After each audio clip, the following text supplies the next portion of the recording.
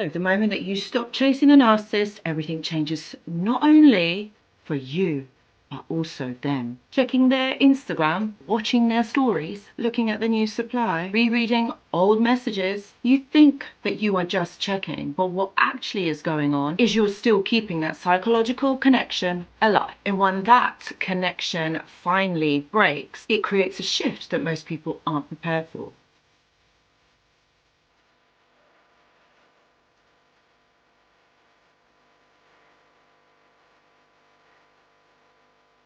Hello my friends and welcome back. I hope that you're all doing really well. Now, I completely understand that you're checking, you're wanting to know. It's just one of them things. It's human curiosity, not gonna lie, it is one of them.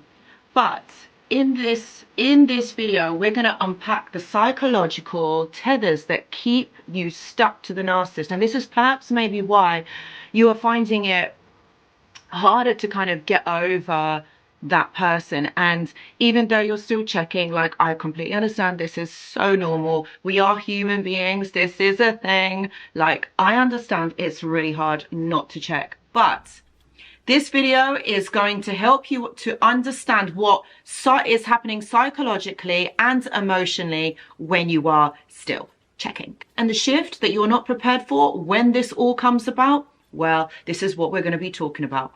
Watch this video. So my friends, I'm going to explain it, and I'm going to start from the beginning. Why you keep checking? Well, plain and simply, this is not weakness, it is conditioning. What's happening here is the element of intermittent reinforcement.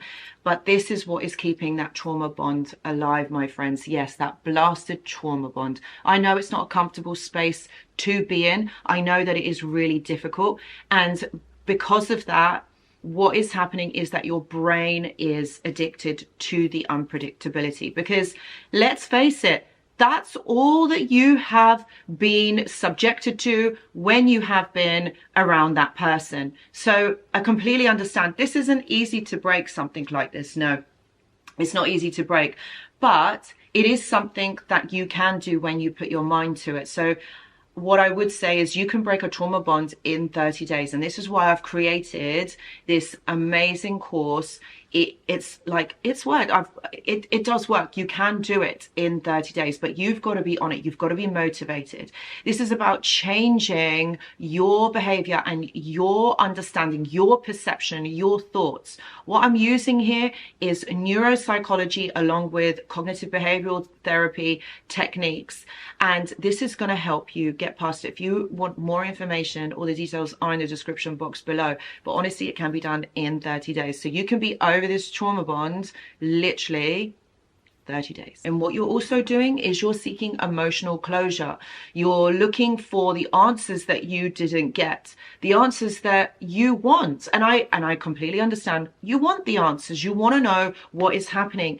And it is a natural thing to want to have closure from the person that basically hurt you.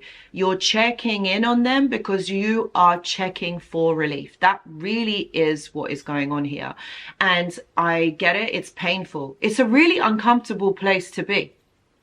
That I do understand. It is not easy, but this is how you've got to think of it. Every time that you check on this person, you're reopening a wound. And what also you're doing every time that you're checking is you're delaying the detachment. It's harming you. And I know it's addictive, and this is all part of the trauma bond. This is exactly what is going on psychologically.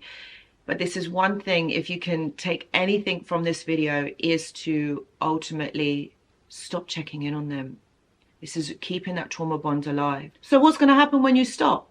Well, there's a few things that are going to happen. The first thing I know is hard to stop, but you're going to have to do it. You're going to have to take the bull by the horns and do it. What is really going to happen is that your anxiety is going to spike. I'm not going to beat it around the bush. I'm not going to say oh, just because you stop checking, everything is going to be okay. It's not. Your anxiety will spike, and your urge to check is going to intensify. And you have to override this, my friends. It would also feel like something is missing. Okay, and this is where most people relapse. Now, I really hope you can save this video, and if you are going through this, please re-watch it so it helps you to understand that actually you can move past this. You so can, but you're going to have to reinforce this every time you have that thought, when that urge comes about. That is what is really going to help. You're going to have an emotional crash. You actually will. This is when your grief is going to hit properly, because it almost feels like you're not going to be able to have access to that person. And this is when reality is going to set in. It's going to hurt. It's really going to hurt. There's going to be no more illusion to hide behind, because what you've got to realize is that you're no longer numbing the truth. You are facing the reality of the situation. And this is where it's very difficult for a lot of people. And this is why a lot of people do tend to relapse at this moment, because yeah, it's hard, it's not easy, but ultimately, if you're going to carry on doing what you're doing, you're going to stay stuck. You're going to stay stuck in this cycle. And who wants that? I don't want that for you. But on the other hand, there's going to be a nervous system reset. And the one positive thing is that there is going to be less cortisol spikes. That is important. Your health is going to improve. Maybe not so much your emotional, but at the moment. Okay, but physiologically, the cortisol is going to stop spiking. There's going to be less comparison to them, to the new person, to the new supply, you know, and also there's going to be less emotional chaos. And that is a thing that we really need to kind of highlight here. That there is going to be less emotional chaos. There's going to be less of this going on for you, which is, do you know what? I mean, isn't that positive? Isn't that better? Rather than constantly comparing, constantly checking in, your body is not reacting in a good way, in a positive way. It's hurting you. It's better that we do this a different way, my friends. And yes, whilst short term it's going to hurt you, but long term, you are going to see gains. So let's get to the juicy bit. What happens for the narcissist? Of course, I've got to put this in. Like, of course, I know you guys want to know what is going to happen. Now, when you stop checking, right, they are going to lose access to you. And you're probably thinking, yeah, they've already gone. They're already with someone new. Yeah, but they're going to lose access to you energetically. There's going to be no reactions. There's going to be no validations and no emotional supply, which is what they are looking for. Even you're going to say, yeah, but Anushka, how do they know that I'm looking? They know. They know that you are watching them. And for them, that's everything. They will notice the absence. Like, look, imagine you're watching their stories on, I don't know, on Instagram, TikTok, whatever. They're going to see you pop up. Even if you're from a fake account, they're going to know it's you. How? Because they know you.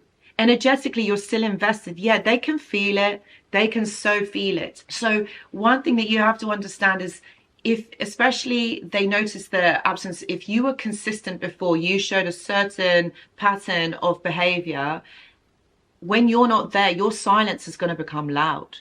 They're going to hate this, and they will notice this. Be under no illusion. They are so going to notice. And ultimately, there is a loss of control because they can't monitor you. They don't know where you are emotionally. If you stop giving them access, they're going to know that you are over them, that you just don't have any emotion. I know that's far from the truth, but they're going to know with your silence that there is no more validation. They can't predict you. They can't influence you. You know, because they rely on all of this. They rely on this, even like what they're posting on social media, right? They want to know where you are at. Are you still checking? Are you still watching? Are you still talking about them? Those of you that have like mutual friends or whatever, please don't think that they are not telling or they're not asking. They are. So this is really important for them because they know where you are in all of this. What you may find is that there may be possible reactions such as the hoovering, not literally the hoovering, but as in they're trying to get you back with random messages, random likes, you know, like all of that kind of stuff that's going on.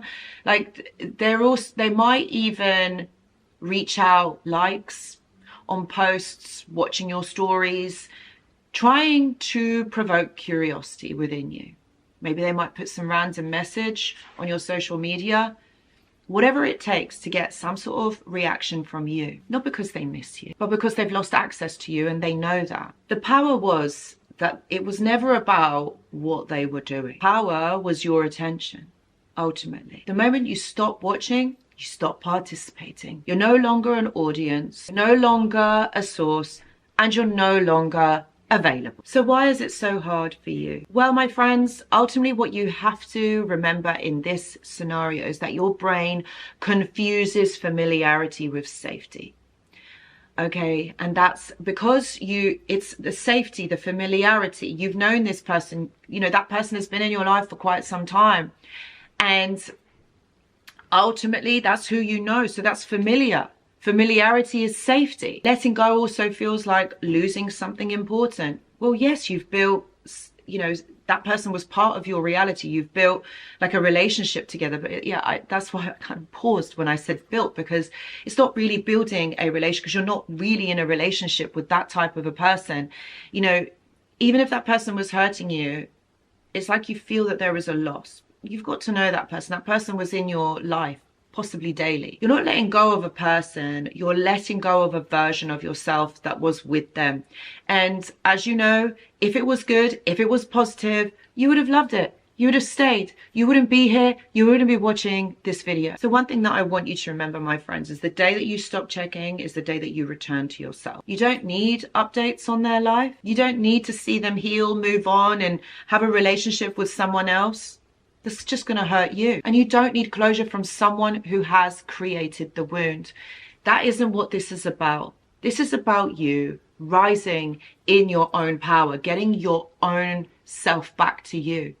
That is what is important. But if you have this person in the background, expecting, wanting, you're never going to move forward. You're going to stay stuck in the wanting, in the expectation. And that does keep you stuck. Silence is what breaks the trauma. So my friends, I really hope that this video has helped. Please know that I do one-to-one consultations. Please see the description box below.